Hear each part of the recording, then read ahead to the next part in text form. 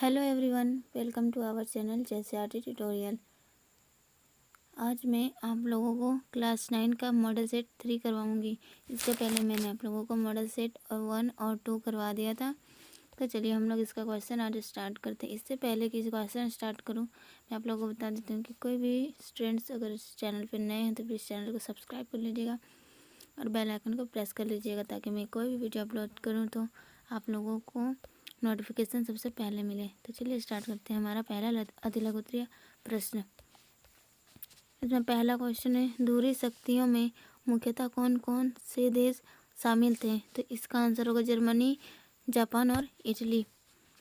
दूसरा क्वेश्चन है, स्लीपर से आप क्या समझते हैं? तो उत्तर होगा रेल की पटरी के आर पार लगे लकड़ी के तख्ते जो पटरियों को उनकी जगह पर रोके रखते हैं उसे स्लीपर कहते हैं। नेक्स्ट तीसरा नंबर क्वेश्चन है, निर्धनता रेखा से आप क्या समझते हैं? इसका उत्तर होगा यह निर्धनता का संकेतक है, यानी कि यह आय का एक ऐसा स्तर है जिसमें बड़ी मुश्किल से गुजारा हो पाता है। नेक्स्ट 4 नंबर क्वेश्चन है, सार्वजनिक वितरण प्रणाली से आप क्या समझते हैं? इसका उत्तर होगा सार्वजनिक वितरण प्रणाली वह प्रणाली है जिसके अंतर्गत भारतीय खाद्य निगम द्वारा एकत्रित अनाज को उचित मूल्य वाली दुकानों के माध्यम से समाज के सबसे अधिक निर्धनों में वितरित किया जाता है। 5 नंबर क्वेश्चन है, भारत में राष्ट्रीय मानवाधिकार आयोग का गठन कब किया गया? इसका उत्तर होगा 12 अक्टूबर 1993 में किया गया था। नेक्स्ट 6 नंबर क्वेश्चन है, शिक्षा का अधिकार से आप क्या समझते हैं? इसका उत्तर होगा वर्ष 2002 में 46वां संविधान संशोधन से शिक्षा के अधिकार को संविधान के भाग 3 में एक मौलिक अधिकार के तहत शामिल किया गया है। इसे अनुच्छेद 21(1) के अंतर्गत शामिल किया गया जिसमें 6 से 14 वर्ष के बच्चों के लिए शिक्षा का अधिकार को एक मौलिक अधिकार बना दिया है। नेक्स्ट 7 नंबर क्वेश्चन है, मानसून में विराम से आप क्या समझते हैं? इसका उत्तर होगा एक बार में केवल कुछ दिन वर्षा का होना मानसून विराम कहलाता है। संक्षेप में वर्षा का मध्यावकाश ही मानसून विराम है। इसका संबंध मानसून द्रोणी से रहता है। हम लोग अतिलघुत्तरीय प्रश्न कंप्लीट हो गया है। अब हम लोग लघुत्तरीय प्रश्न देखते हैं। लघुत्तरीय प्रश्न में पहला प्रश्न है, नाज़ी लोग यहूदियों से घृणा क्यों करते थे? तो इसका उत्तर होगा नाज़ी जर्मनी से सबसे बुरा हाल यहूदियों का हुआ। यहूदियों के प्रति नाज़ियों की दुश्मनी का एक आधार यहूदियों के प्रति ईसाई धर्म में मौजूद परंपरागत घृणा भी थी। ईसाइयों का आरोप था कि ईसा मसीह को यहूदियों ने ही मारा था। ईसाइयों की नज़र में यहूदी आदतन हत्यारे और सूदखोर थे। मध्यकाल तक यहूदियों को जमीन का मालिक बनने की मनाही थी। ये लोग मुख्य रूप से व्यापार और धन उधार देने का धंधा करके अपना गुजारा चलाते थे। वे बाकी समाज से अलग बस्तियों में रहते थे जिन्हें घेटो यानी दड़बा कहा जाता था। नेक्स्ट क्वेश्चन है 9 नंबर का, औपनिवेशिक काल में व्यावसायिक खेती का क्यों विस्तार हुआ? इसका 2 कारण बताना है। तो इसका उत्तर होगा उस काल को जब अंग्रेजों ने यहाँ अपना शासन किया उसे औपनिवेशिक काल कहते हैं। इस काल में खेती का खूब विस्तार हुआ जिसके मुख्य कारण इस प्रकार है। इसका पहला उत्तर दिया हुआ है, मतलब कि क्या दिया हुआ है कि अंग्रेजों ने व्यावसायिक फसलों जैसे पटसन, गन्ना, गेहूं और कपास का खूब विस्तार किया क्योंकि इनकी खेती से अधिक आय प्राप्त होने की संभावना थी। ख में दिया हुआ है कि इंग्लैंड के कारखानों को कच्चा माल चाहिए था, इसलिए भी इन व्यावसायिक फसलों की पैदावार को बढ़ावा दिया गया। 10 नंबर क्वेश्चन है, शहरी क्षेत्रों की अपेक्षा ग्रामीण क्षेत्रों में कैलोरी की आवश्यकता अधिक क्यों है?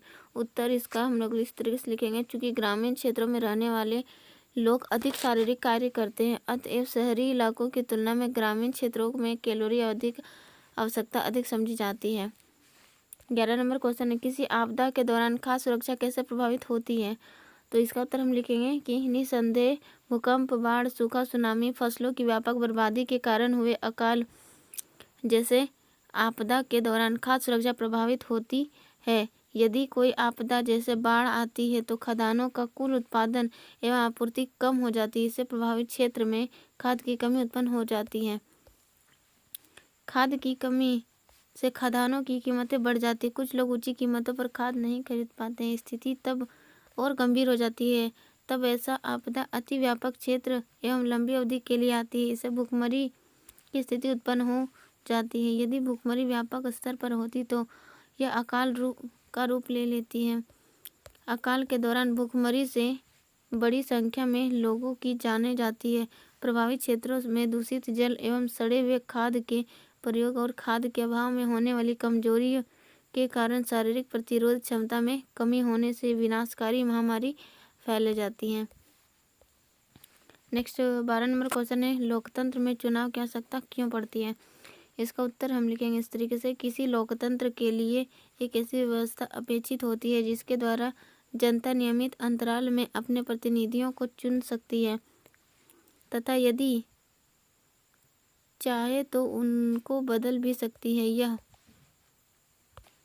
यह व्यवस्था चुनाव कहलाती है। इसलिए प्रतिनिधि लोकतंत्र में चुनावों को आवश्यक समझा जाता है। इसका और आगे आंसर लिखेंगे, चुनाव में मतदाता बहुत से विकल्प बना सकते हैं। पहला, वे अपने लिए कानून को बनाने वाले का चयन कर सकते हैं। ख में ये सरकार बनाने और मुख्य फैसले को लेने वाले को चुन सकते हैं। ग में वे उस दल को चुन सकते हैं जिसकी नीतियाँ सरकार को कानून निर्माण में मार्गदर्शन बनेगी। 13 नंबर क्वेश्चन है, मानवाधिकार से आप क्या समझते हैं? इसका उत्तर होगा, मानवाधिकार विश्व भर में मान्य व्यक्तियों के वे अधिकार हैं जो पूर्ण शारीरिक, मानसिक और आध्यात्मिक विकास के लिए अत्यावश्यक हैं। इन अधिकारों का उद्भव मानव की अंतर्निहित गरिमा से हुआ है। विश्व निकाय ने 1948 में मानव अधिकारों को सार्वभौम घोषणा को अंगीकार और उद्घोषित किया है।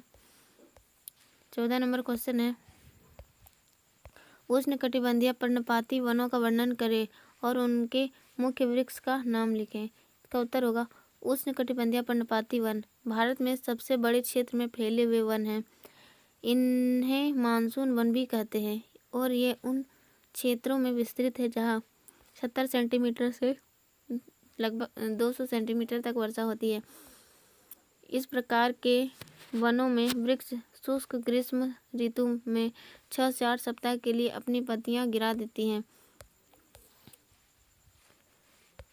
जल की उपलब्धि के आधार पर इन वनों को आर्द्र तथा शुष्क पर्णपाती वनों में विभाजित किया जाता है। इनमें से आर्द्र या नम पर्णपाती वन उन क्षेत्रों में पाए जाते हैं जहां 100 सेंटीमीटर से 200 सेंटीमीटर तक वर्षा होती है। अतः वन क्षेत्र ऐसे वन देश के पूर्वी भागों, उत्तरी पूर्वी राज्यों, हिमालय के इर्द गिरिपथ प्रदेश, झारखंड, पश्चिमी उड़ीसा, छत्तीसगढ़ तथा पश्चिमी घाटों के पूर्वी ढालों में पाए जाते हैं। सागौन इन वनों की सबसे प्रमुख प्रजाति है। बांस, साल, शीशम, चंदन, खेर, कुसुम, अर्जुन, शहतूत के वृक्ष व्यापारिक महत्व वाली प्रजातियां हैं, यानी इन सब का व्यापार किया जाता है। शुष्क पर्णपाती वन उन क्षेत्रों में पाए जाते हैं जहाँ पर वर्षा है जो कि 70 सेंटीमीटर से 100 सेंटीमीटर के बीच में होती है। ये वन प्रायद्वीप पठार के ऐसे वर्षा वाले क्षेत्र उत्तर प्रदेश तथा बिहार के मैदान में पाए जाते हैं। विस्तृत क्षेत्र में प्रायः सागौन, साल, पीपल तथा नीम के वृक्ष उगते हैं। इस तरीके से हम लोगों का कंप्लीट हो गया है। अति लघु उत्तरीय हो गया, लघु उत्तरीय भी कंप्लीट हो गया। अब हम लोग दीर्घ उत्तरीय प्रश्न करते हैं। ठीक है, देखिए दीर्घ उत्तरीय प्रश्न का पहला क्वेश्चन है, वन संरक्षण के उपयोग का वर्णन करें। इसका उत्तर लिखेंगे, वन एक महत्वपूर्ण प्राकृतिक संपदा है। ये देश के विकास में महत्वपूर्ण भूमिका निभाते हैं। अतः वन संरक्षण के लिए निम्नलिखित उपाय अपनाकर वन समस्या का हल किया जा सकता है। इसका हम लोग पॉइंट बना के लिखेंगे। पहले पॉइंट में वन के अंधाधुंध कटाई और प्रतिबंध लगाने की आवश्यकता है, यानी कि अंधाधुंध कटाई नहीं किया जाना चाहिए। इससे हम लोग क्या कर सकते हैं, वन की समस्या को हल कर सकते हैं। दूसरा पॉइंट हम बता सकते हैं कि अति चराई पर रोक लगाकर, यानी कि ज़्यादा घास वगैरह जब होता है तो उसको हम लोग जानवरों को खिला देते हैं। ज़्यादा हम लोगों को पेड़ पौधा को भी नहीं खिलाना है, इससे भी वन समस्या हो सकता है।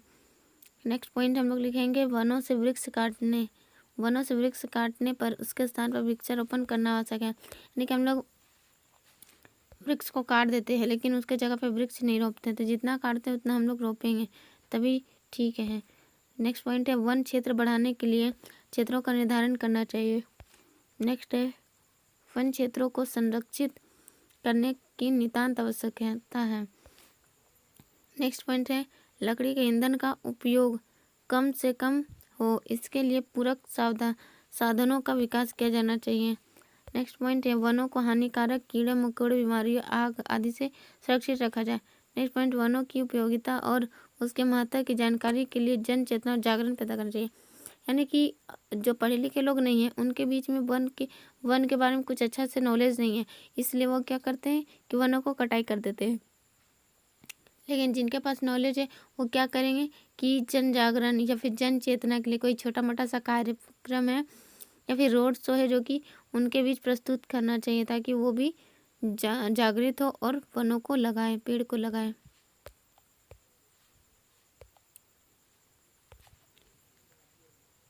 नेक्स्ट क्वेश्चन है किसी देश के आर्थिक विकास निर्धनता उन्मूलन के बीच एक गहरा संबंध है, इस कथन की व्याख्या करें। इसका उत्तर होगा निर्धनता उन्मूलन भारत की आर्थिक विकास रणनीति का एक प्रमुख उद्देश्य रहा है। सरकार की वर्तमान निर्धनता निरोधी रणनीति मोटे तौर पर दो कारकों पहला है जो कि आर्थिक समृद्धि को प्रोत्साहन और कहा जो कि लक्षित निर्धनता निरोधी कार्यक्रम पर निर्भर है। 1980 के दशक के आरंभ तक समाप्त हुए 30 वर्षों की अवधि के दौरान प्रति व्यक्ति आय में कोई वृद्धि नहीं हुई और निर्धनता में भी अधिक कमी नहीं आई। 1950 के दशक के आरंभ में आधिकारिक निर्धनता अनुमानतः कितना था 45% का था। 1980 के दशक में के आरंभ में भी वही बना रहा, यानी 45% बना रहा। 1980 के दशक में भारत की आर्थिक समृद्धि दर विश्व में सबसे अधिक रही। समृद्धि दर 1970 के दशक में करीब 3.5% के औसत दर बढ़कर 1980-90 के दशक में 6% करीब पहुंच गई। विकास की उच्च दर ने निर्धनता को कम करने के लिए एक महत्वपूर्ण भूमिका निभाई। इसलिए यह स्पष्ट होता जा रहा है कि आर्थिक समृद्धि यानी कि विकास और निर्धनता उन्मूलन के बीच एक घनिष्ठ संबंध है। आर्थिक समृद्धि अवसरों को व्यापक बना देती है और मानव विकास में निवेश के लिए आवश्यक संसाधन उपलब्ध कराती है। यह शिक्षा के निवेश से अधिक आर्थिक प्रतिफल पाने की आशा में लोगों को अपने बच्चों को लड़कियों सहित स्कूल भेजने के लिए प्रोत्साहित करती है। तथापि यह संभव है कि आर्थिक विकास से सृजित अवसरों से निर्धन लोग प्रत्यक्ष लाभ नहीं उठा सके। इसके अतिरिक्त कृषि क्षेत्र में समृद्धि अपेक्षा बहुत कम रही। निर्धनता पर इसका प्रत्यक्ष प्रभाव पड़ा क्योंकि निर्धन लोग का एक बड़ा भाग गांव में रहता है और कृषि पर आश्रित है। नेक्स्ट क्वेश्चन है भारत के चुनाव प्रणाली के विभिन्न घटकों का वर्णन करें। इसका उत्तर लिखेंगे भारत के चुनाव प्रणाली के विभिन्न घटक।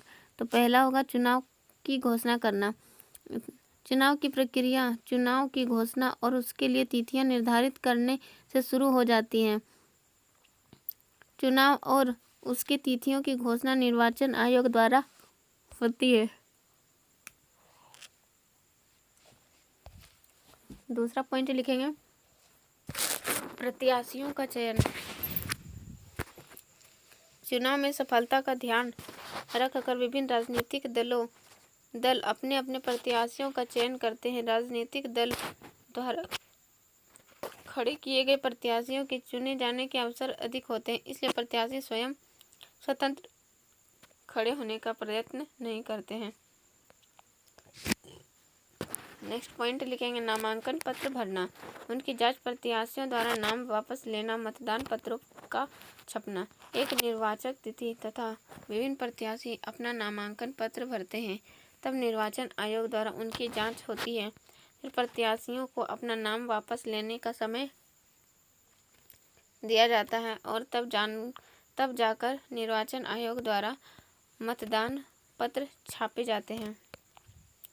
चुनाव चिन्हों का बांटना। प्रमुख राजनीतिक दलों के अतिरिक्त चुनाव में खड़े होने वाले छोटे और छोटे मोटे दलों एवं स्वतंत्र खड़े होने वाले प्रत्याशियों का चुनाव चिन्ह बांटे जाते हैं ताकि उन्हें पहचानने में वोटरों को सुविधा हो।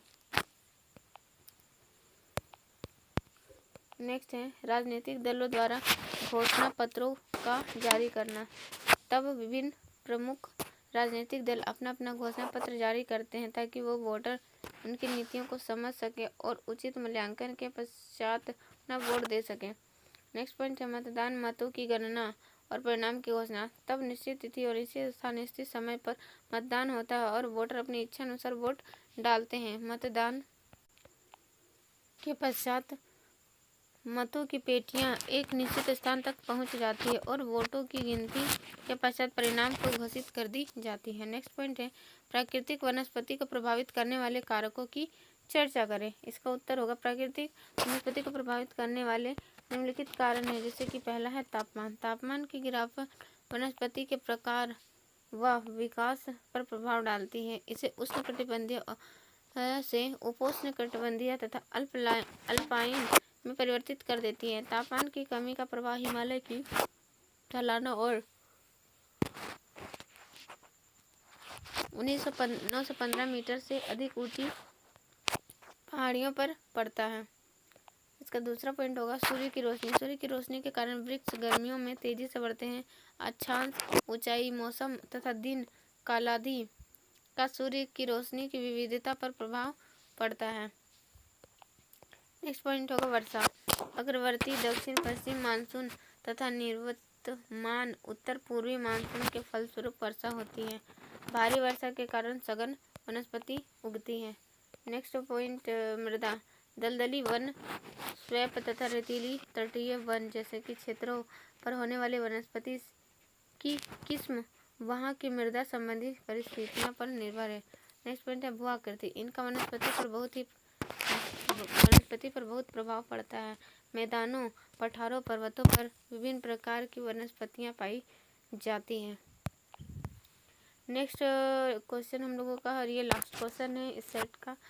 क्या क्वेश्चन देख लेते हैं। भारत के मानचित्र पर निम्नांकित नेशनल पार्क को चिन्हित करता है। पहला शिमली पार्क, दूसरा मानस, तीसरा काजीरंगा। तो देखिए इस तरीके से यहाँ पे देखिए यहाँ मानस है जो कि असम में है। काजीरंगा यहाँ पे दिया हुआ है और फिर एक यहाँ पे है जो कि यहाँ पे शिमली पाल। ठीक है, ये तीन वो है जो कि हम लोगों को क्या है सेट करना था। ये यहाँ पे दूसरा, यहाँ पे तीसरा। और इस तरीके से आप लोगों को नदी के बारे में भी दे सकता है, बहुत सारा तरीके से आप लोगों को दे सकता है। तो आई थिंक आप लोगों को ये वीडियो बहुत ही पसंद आया होगा और आपके एग्ज़ाम के लिए बहुत ही हेल्पफुल रहा होगा। तो मिलते हैं फिर हम लोग नेक्स्ट वीडियो में नेक्स्ट टॉपिक के साथ।